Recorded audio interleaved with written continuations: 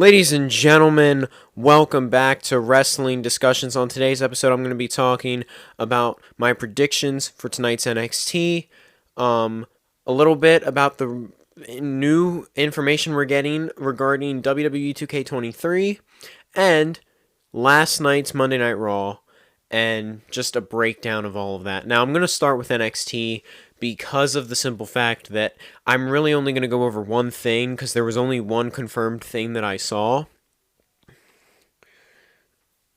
Obviously, I'm not going to go through the entire match card. I'm going to go through a segment I saw. Tonight, we're going to be seeing a triple threat women's summit. So it doesn't look like we're going to see the match yet, but we are going to see a summit between Gigi Dolan, JC Jane, and Roxanne Perez. Now, Roxanne Perez is the current NXT Women's Champion. This will also be her first NXT Women's title defense. On top of that, you have Gigi Dolan and JC Jane. They're a tag team, part of Toxic Attraction. Two very phenomenal tag team wrestlers, if I do say so myself. But in singles action, I haven't seen a lot out of them yet, so this is going to be their defining moment. This is going to be important for them. On top of that, I think it's safe to say that at the end of the day, for right now, these two are going to work as a unit, and they're going to take on Perez head on. But I think when it's all said and done, and I think when this triple threat match actually happens, I think they're going to end up tearing each other apart limb for limb in the end. And it's either going to cost them or it's going to put on a great match. And I honestly think this is going to be a really great women's match at the end of the day, and I'm excited for this. Now, in regards to this summit, this could mean a couple of things. You have Roxanne Perez, the women's champion, and then you have two members of Toxic Attraction. You have two people that have worked together for how many years? You know, they travel together, they do everything together, essentially. And so this is important. These two know each other better than anybody else. And on top of that, they're eventually going to have to fight each other in this match, unless one of them chooses to give up. You know what I mean? And I don't know if that's what we're going to see or not.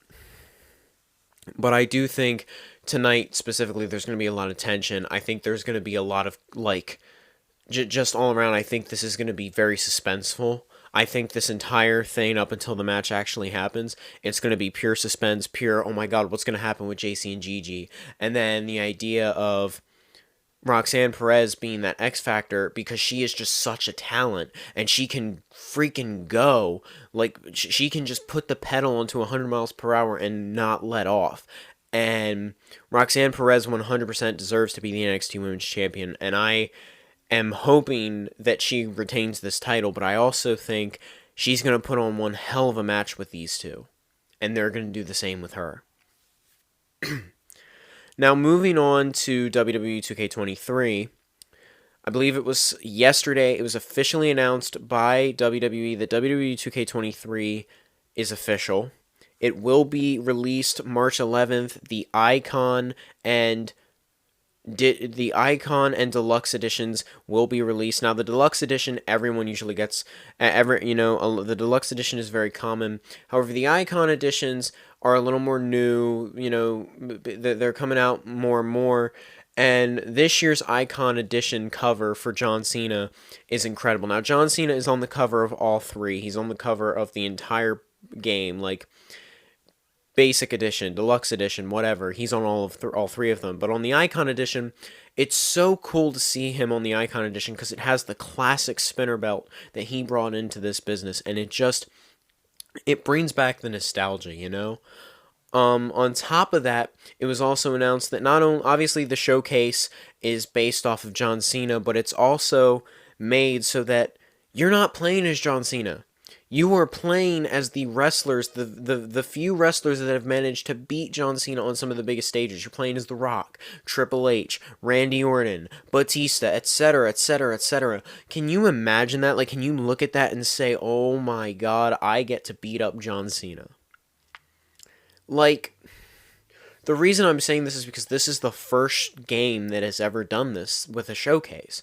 You are not playing as the character on the cover, but the character on the cover is in every match that you'll be playing in, but you're playing as everyone else that he's lost to.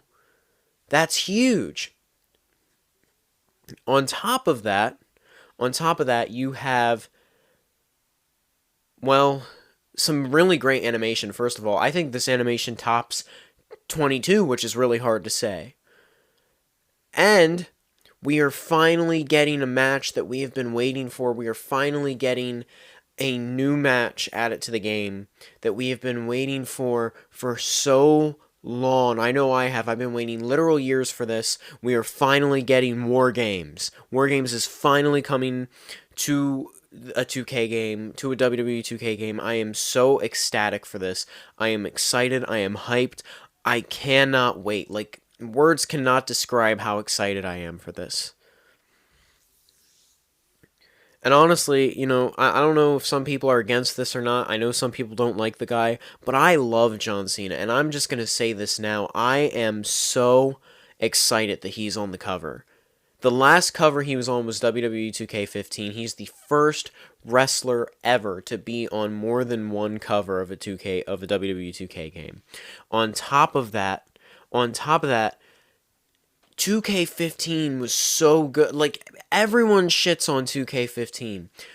It was good. Like, the showcase was great. The story mode to that was freaking fantastic. I loved playing that. I don't care what anybody says. I loved playing that. I loved playing both of them, because obviously you had the D-Generation X one, and then you had the John Cena and CM Punk one. I loved playing both of them. Both were phenomenal. And if I could play 2K15 right now all over again, I would, because it was that effing good. I can only imagine what 23 is going to be like. I am so hyped for this. It's coming March 11th and March 17th. 17th is when the basic comes out. 11th is when 11th is when deluxe and icon release. I can't wait for this. I highly recommend to anyone out there that wants to get this game, get it right now. Like save your money, wait until March, and make sure you get it. Because you cannot pass this up. I guarantee you this is most likely going to be one of the best WWE games to drop. Especially now that Triple H is in charge. Now, moving on. Last night was officially the 30th anniversary of Monday Night Raw. It officially marks 30 years of Monday Night Raw. First of all, can you imagine that? Can you imagine a promotion of any sport, first of all, running for 30 years, especially a wrestling promotion that's been going on for 30 years? I mean, everyone talks crap about WWE at times, and I think there's been a lot of people at one point or another that says SmackDown's better or NXT is better. But at the end of the day, Monday Night Raw has always still been standing. It's always been persevering. It's always been pushing through. And they pushed through all the way to 30 years. Do you know how huge that is? Do you know how big that is to be able to do that, to be able to pull that off? And last night exceeded my expectations. We saw great matches. Moment after moment was made last night. It was like Monday Night Raw, New Year's all over again. It was so freaking good. I could not take my eyes off of it.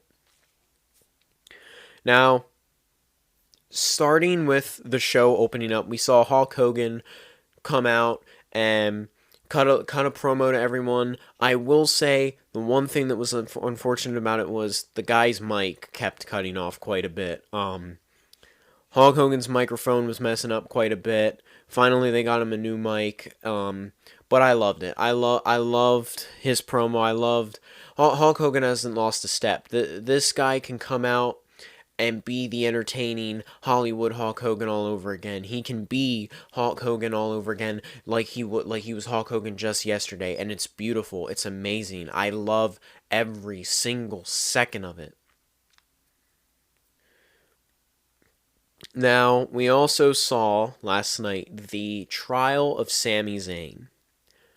This was one of the best Sami Zayn bloodline segments I've seen. I'm just going to say that right now, hands down. The emotion out of everyone that got on that microphone at one point or another was beautiful. Paul Heyman, the genius, the wise man, the special counsel to the tribal chief, was on fire on that microphone. I mean, he was he was like a true prosecutor, right? I mean, he was going after Sami for every little piece of evidence that I don't even know if you can consider evidence, but every little detail. Paul was just looking at it, finalizing it, examining it, and he was calling Sami Zayn out for every last one of it, and I loved that. You had an emotional, an angry Roman Reigns who was fed up because Sami said it himself, I have nothing to say. I have no defense. Sami was hurt. He was offended. You could hear it in his voice. You could see it on his face. He thought he finally convinced these guys that he was a part of their family. He thought he was finally with them, that he was finally a true member of the bloodline. And every time he starts to get that in his head, Roman or Jay or Paul or someone from the bloodline convinces him that he's not, or tries to convince him that he's not, and tries to pull him back, and tries to rip him away from the bond that he is slowly trying to build with the bloodline. On top of that, that only pissed Roman off more when he said, I have no defense. Roman getting angry. Roman essentially saying, so you have no defense. That means, you're so egotistical that you're not even going to speak on this. That you're just gonna you're not even gonna defend yourself on this. You're just gonna admit it. And Roman was offended. Roman was hurt. And then he called on Solo Sikoa, the enforcer, to finish the job. Solo Sikoa was about to hit the Samoan spike. He was about to hit the Samoan spike on Sami Zayn when none other than Jey Uso stopped it. This was by far one of the best moments ever. This is long-term storytelling at its finest. I don't care what people say. This is the definition of long-term storytelling. Jey Uso, the guy that's been feuding with Sami since day one, the guy that's been against Sami Zayn in the bloodline, the guy that's been the member of the bloodline that, you're not blood, you're not a part of the family. He's always been against Sami Zayn. He stood up for him, and not only that, he was his defense. He showed the evidence, and then he proceeded to call Sami Zayn his blood, to call Sami Zayn a brother. The emotion showed from Roman Reigns, Paul, Jay, even Solo. I mean, even Solo looked reluctant to hit that Samoan spike on Sami. He looked like he felt bad, and it was unfortunate. It truly was. On top of all that, Roman Reigns eventually announced Sami Zayn to be not guilty, but he did say he doesn't want to see him until Saturday, until the Royal Rumble. I'm not sure what this means. As far as I am aware, Sami Zayn has not declared the Royal Rumble match. He's not supposed to be in the Royal Rumble match, as far as I am aware. On top of that, does this mean that he's not going to go to Friday Night SmackDown? Or does this mean that he's just not supposed to be in contact with Roman Reigns until Saturday? Roman said you were going to prove yourself at the Royal Rumble. I don't know what this means. Does this mean Sami Zayn is supposed to win the Rumble? Does this mean Sami Zayn is supposed to stop Kevin Owens from beating Roman Reigns at the Royal Rumble? I don't know what this means. I don't know what this is supposed to lead to. However, this is going to be entertaining as hell. I think everyone can agree with that. So far, this has been pure entertainment. Now, speaking of Kevin Owens, he kind of pulled a little bit of a Stone Cold. Miz came on for the Raw 30th anniversary, and I gotta admit, I'm with him on this one. He was getting frustrated how there was no Miz TV, no matches, no segments for The Miz, and I'll be honest with you, I agree with the guy. Ever since Triple H has came in power, Miz has been underutilized even more than he already was. And I find that as a personal offense to The Miz, because the dude is talented, and I'm tired of people judging him and, questioning him just because of where he came from. The dude is so talented. I am so tired of people, thinking, oh, well, he came from Hollywood, he can't wrestle. Look at his matches. The dude can clearly wrestle. The dude is talented beyond belief. Two-time WWE champion, nah, he should be a 3-time, a 4-time, a 5-time. The dude deserves the WWE championship again and again and again and again and again because he's that talented in that ring. And I may not quite like the guy that much, but he is one of the best that WWE has to offer, so utilize him. Now, basically, the segment that I'm talking about, Kevin Owens came out, delivered a stunner to The Miz. Kind of disappointing that we didn't see more out of both wrestlers. I think both would have been vital and important to that of the 30th anniversary to Monday Night Raw, but both were kind of not used properly, which I guess I can understand in the sense that they already had a bunch of matches planned. They already had a major segment that was going to take time. They already had a bunch of segments regarding all their returns. And so I get it. I do get it. Now, we did see the Usos take on the Judgment Day, which was Dominic Mysterio and Damian Priest. Now, I had predicted that the Judgment Day was going to win. However, I was wrong. The Usos retained. But I'm not talking about Jimmy and Jay. Basically, during the match, Jimmy Uso, I guess, got injured. I'm not quite sure, but he was escorted. He was being escorted out of the ring, and Adam Pearce was about to say, the Usos were going to have to forfeit until Sami Uso came to the rescue. Sami grabbing the microphone and saying, listen, Jimmy can't compete, but Sami Uso can. And Adam Pearce, he's an unbiased guy. He did it for Judgment Day. He said he would do it for Sami and Jay, and he did it. Sami and Jay went in that ring. They cleaned house. Sami and Jay working together as a unit, as a brotherhood. They delivered the 1D. Sami got the pin. However, I am just going to say this. He was a little hesitant with that pin, which again brings to mind maybe Roman's right. Maybe Sami Zayn is against the bloodline, but that's what all this long-term storytelling is meant for, right? It's meant to make your mind go in all different directions and really start to think and wonder and comprehend, where is this going to go? Where is this going to lead to? What is this going to lead to?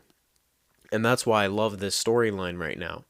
It's some of the most entertaining stuff we've had all year in all of professional wrestling. I'm talking AEW, Japan, Ring of Honor, this is some of the most entertaining stuff we've seen out of all of that. Now, on top of that, not only did they retain the titles, but Roman Reigns was watching on. And he had a bit of a blank expression. He didn't seem unhappy that they retained, but he did say to the wise man, to Paul Heyman, I don't want to see him until Saturday. And I guess Paul's going to make sure that he does not see Sami Zayn until Saturday. Now, moving on, we did see LA Knight come out. Now, LA Knight and Bray Wyatt were both here last night. However, what's interesting is, I shouldn't say it's interesting. What's cool about it is that although they're on SmackDown, they came for the anniversary of Monday Night Raw, which was pretty nice. To see some SmackDown, some people from SmackDown go over to Monday Night Raw in celebration of this, right? So we saw LA Knight cut a bit of a promo talking about Bray Wyatt and his match for the Royal Rumble and that sort of thing. And then we saw The Undertaker, and I'm not talking about the dead man, rest in peace. No, I'm talking about the American badass, The Undertaker, coming out to the ring in a motorcycle. And LA Knight proceeded to leave the ring until Bray Wyatt showed up. Now, the last time we've seen Bray Wyatt and Undertaker in the ring, I believe, was 2015.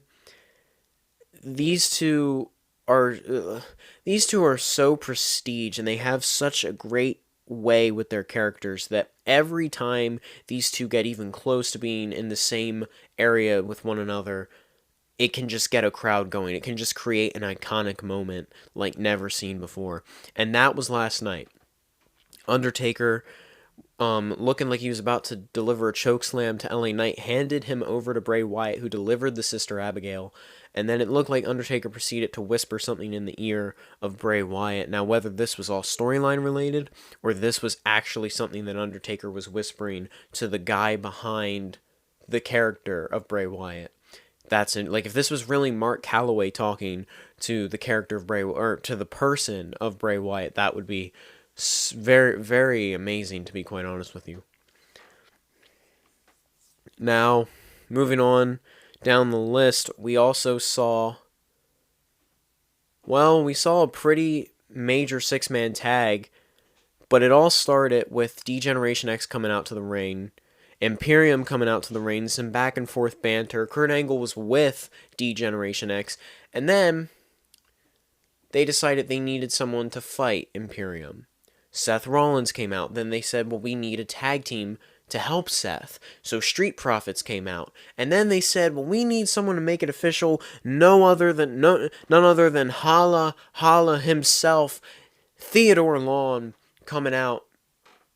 And he said, listen, playa. But no, in all seriousness, he did say that, and he said, we're going to do Seth Rollins and Street Profits versus Imperium in a six-man tag. Special guest referee Kurt Angle. Every moment, I'm just going to say this now, every single moment of this segment was beautiful. Now, obviously, I didn't know that match was going to happen or take place, and so I didn't predict it. I didn't have any predictions for it, but the winners were Seth Rollins and the Street Profits. And to be quite honest with you, Seth got the pin. Now, it wasn't over Gunther, but he did get the pin. I'm just saying, maybe this could lead to a match between Seth Rollins and Gunther. These two have some unfinished business going all the way back to 2019, in honor, building up for the Survivor Series for NXT versus Monday Night Raw versus SmackDown. They have some unfinished business, and so it would certainly be interesting. It would certainly be entertainment, right? Now, we also saw Becky Lynch versus Bayley. The match didn't happen, so I can't say if my prediction was true or not. The match didn't happen.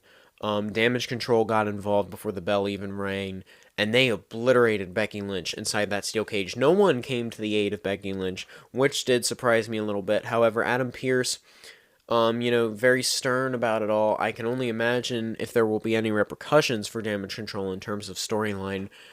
However, this is interesting to me, because this could put Becky Lynch out of the Rumble. This could do a lot of things, and on top of that, this could build up to the Royal Rumble in the sense that this could make things even bigger for Bayley and Becky going into the Rumble, because these two could face off inside, during the match, which you don't want to. Let me put it this way: in the Rumble match, you don't want to have any other rivalries already brewing, because they're going to distract you, and they're going to make things hard for you. And I mean, we've seen it before, and so this is going to be something Becky and Bayley are going to have to focus away from one another just for Saturday, and try and move on from each other for a little while. Now, we also saw, a little bit of the poker game stuff between JBL and Baron Corbin and Ron Simmons. Oh, I love Ron Simmons. And I think we saw The Godfather, I think it was. It was just beautiful. Every return. We saw the $1 Million Man, Ted DiBiase. Everybody's Got a Price. It was so entertaining. I loved every single second of it. And I mean, we even got to see Alundra Blaze with the women's title. It's just so beautiful for moments like this, to see history, repeat itself and kind of look you back in the mirror for just a split second is amazing, and I loved it. We also saw Bobby Lashley and MVP kind of talking backstage a little bit. Bobby had said, I don't want you out there. I don't want any help with this. I don't want any assistance. I don't want the aid of Omos. I don't want the aid of MVP or Shelton Benjamin or Cedric Alexander. Bobby Lashley essentially shut down the Hurt Business. Again. Now, during the match, he had, he was winning. It was a no disqualification. He was winning. About up until, he put Theory through a table, and then we heard the music of the one and only, the Beast Incarnate, Brock Lesnar himself, which was phenomenal. Brock Lesnar coming out, F5 to Bobby Lashley, and then performing the F5 to Austin Theory, but he landed Austin Theory on top of Bobby Lashley, which caused for a pin, and, well, Austin Theory retained the U.S. title, so my prediction was correct. I said Theory was going to retain, and I was right, and I think Theory as U.S. champ is only going to get more entertaining, and it's only going to get more interesting as the weeks go by and, get underway. Now, back to the women's division a little bit. We also saw Charlotte Flair come out with her father, Ric Flair, and then we saw her talk a little bit about the prestige of the women's division, of the women's revolution. She talked about how she came into this business and fought women like the Bella Twins, fought women like Sasha Banks. Well, she didn't mention Sasha Banks, but you get the point. Fought women like the Bella Twins and, I don't even remember who all she mentioned, but she did mention the Bella Twins, and it was a nice moment. Bianca Belair came out, and again, Bianca Belair is that type of woman right now where she wants to fight all four women of the four horsewomen. She's beaten Bayley, she's beaten Sasha, she's beaten Becky. She just needs to beat Charlotte. It could very well happen at WrestleMania. 100% could very well happen at WrestleMania. On top of that, though, I'm just going to say this now. On top of that, though, we saw Sonya Deville come out. Sonya Deville interrupting Bianca and Charlotte. And that led to a match between Bianca Belair and Sonya Deville.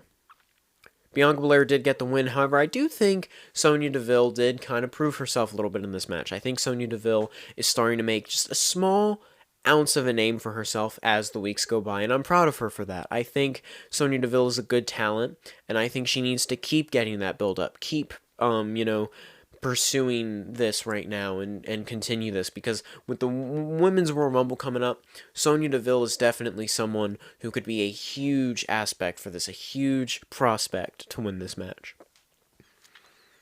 Now, we also saw after the match Alexa Bliss. And Alexa Bliss essentially calling out Belair, saying, I'm going to be ready for you for the Royal Rumble. I'm going to take your title. She essentially said she's going to be the new Raw Women's Champion, which it could very well happen.